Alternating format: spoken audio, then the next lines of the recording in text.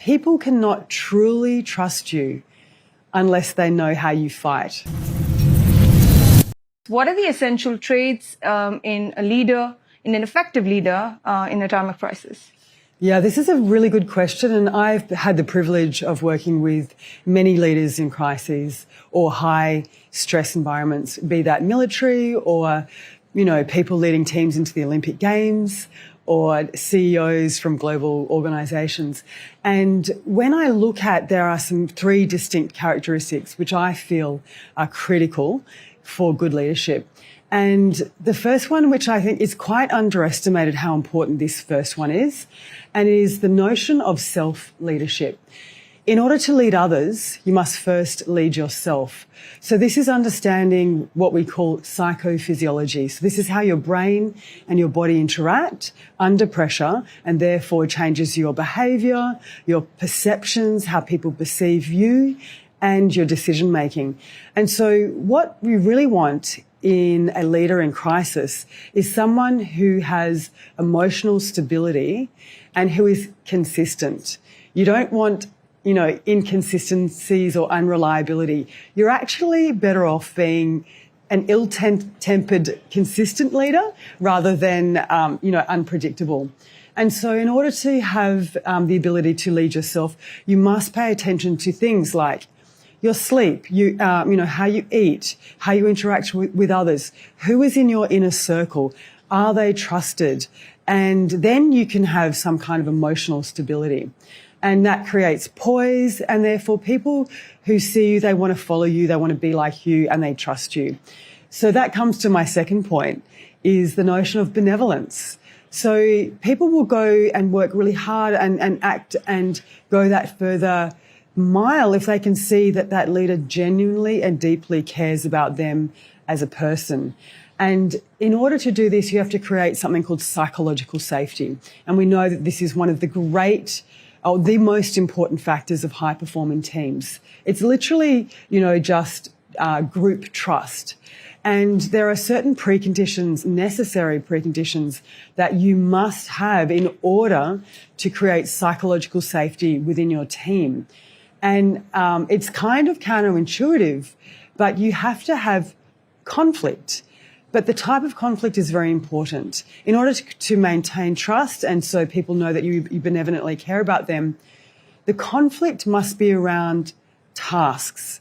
So that's how you can disagree without being disagreeable, as opposed to personal conflict, which is, disagreeing and being disagreeable. Because people cannot truly trust you unless they know how you fight.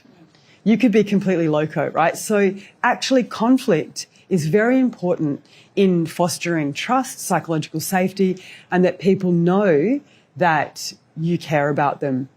Because if you have conflict with them with their tasks, you say, I am telling you this because you need to know how to do this in the future. You create a future belonging indicator that you are part of us, you're part of the team, I care about your future. And so that's how you can moderate difficult conflict around tasks. The last one is very important. I think everyone knows a leader has to be smart. You have to have an ability to understand the complexity of the environment that you're working in. And I think what's really important is leaders have to introduce a notion called contributory dissent. So you have to ask those in your echo chamber, why am I wrong? Why is this a different perspective from those people? And you actually have to listen to people who do not agree with you and respect people's perspectives. And you have to have the cognitive flexibility to be able to hold potentially two disparate concepts together in the one skull and not be conflicted by it. Intellectual curiosity, intellectual humility. Leaders these days can never expect to know everything.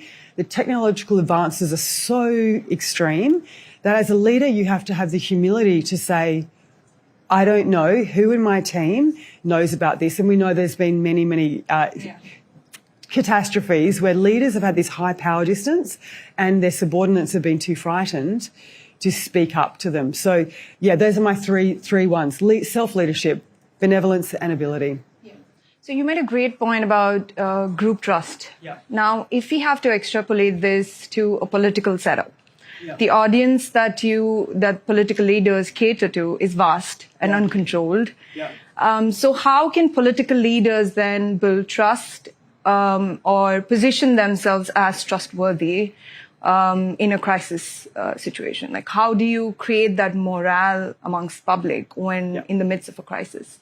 Yeah, so the notion of morale is really important. I think this is one of the primary objectives of good leadership, is to get people to do hard things in hard situations that they may not necessarily want to do.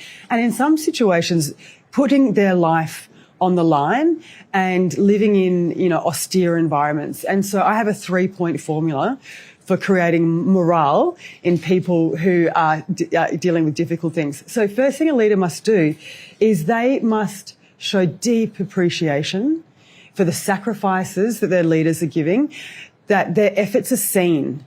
And you have to almost empathise with them, so I understand that you are in pain right now and you are suffering and it's hard. And so you see the sacrifices, number one. Number two is that you have to remind people of the higher order meaning and purpose as to why they're doing this.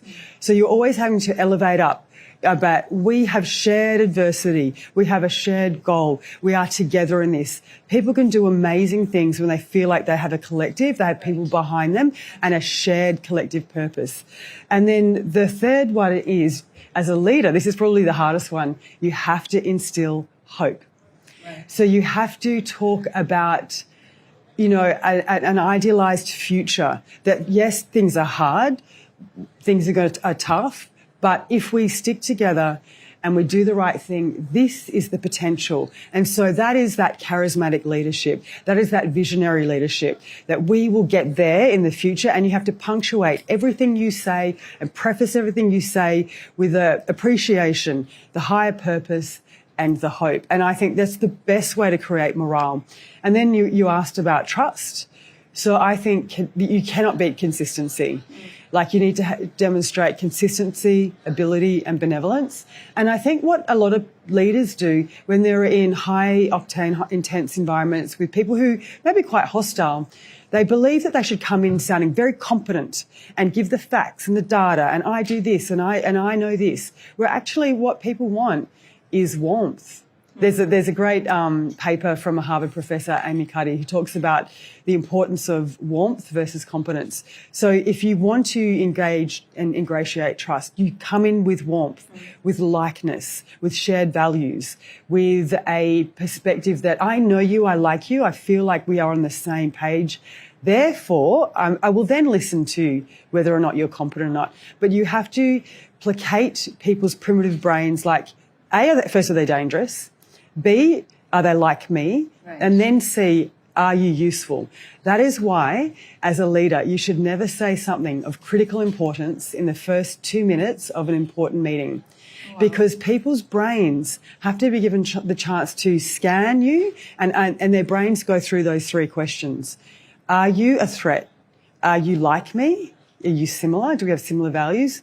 And only then will they listen to you, and they will ascertain, are you useful for me? So don't come in saying, we should do this, we should do that. You need that social lubrication. You need that time, give people time to make their brains down-regulate and then listen to you. Yeah. No, those are some great points. I feel like you've answered my next question, which was, what kind of leaders do people want to listen and follow? And you made some great points. Predictable, empathetic, charismatic.